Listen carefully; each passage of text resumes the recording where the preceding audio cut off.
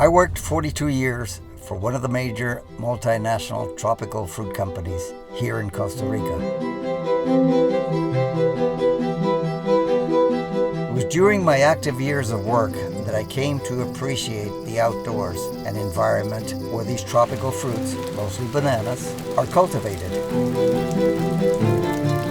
And most important, the balancing between agricultural production and environment protection and conservation.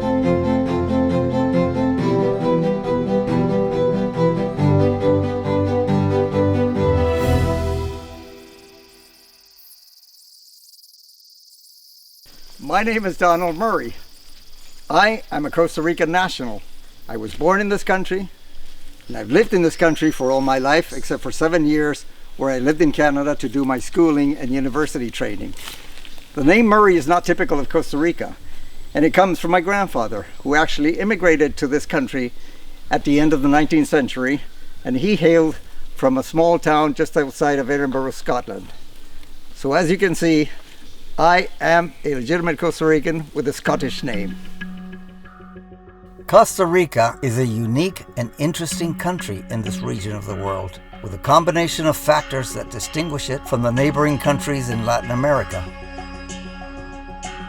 Firstly, it is one of the few countries in the entire world that does not have a standing army. It was abolished over 70 years ago. This single event allowed the country to direct its resources to health and education. A second characteristic of Costa Rica, which stands out, is environmental performance. The country has an area roughly the equivalent of 1/5 the area of the UK and is bordered with both the Pacific and the Caribbean. 53% of its total surface area is covered with different types of forest growth. Also related to environmental performance and worthy of citation is a third characteristic, which is energy production in Costa Rica. The country's electricity needs are impressively supplied by 99% renewable sources, hydroelectric power being the forerunner, with geothermal and wind energy contributing.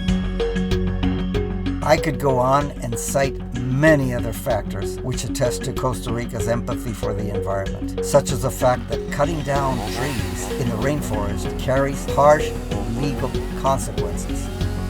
Also, the fact that in 2012, a law was passed to entirely prohibit sports hunting and other strategic actions.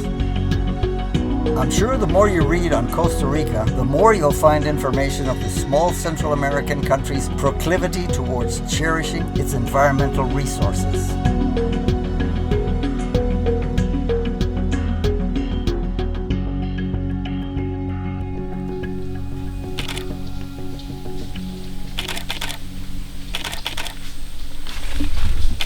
So as you can see, it's only natural that when I retired some years back, I would dedicate myself to enjoying the natural beauties this country has to offer. Costa Rica is a very unique place, and one of the promotional mottos used for Costa Rican tourism is the phrase, "No artificial ingredients."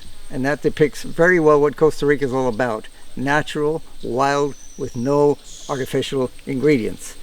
My passion right now is what you see me doing today, nature photography, especially with regards to birds. There are over 900 species of birds in this country.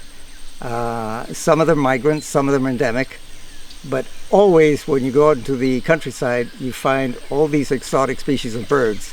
As a matter of fact, Costa Rica has been referred to as the Birding Republic.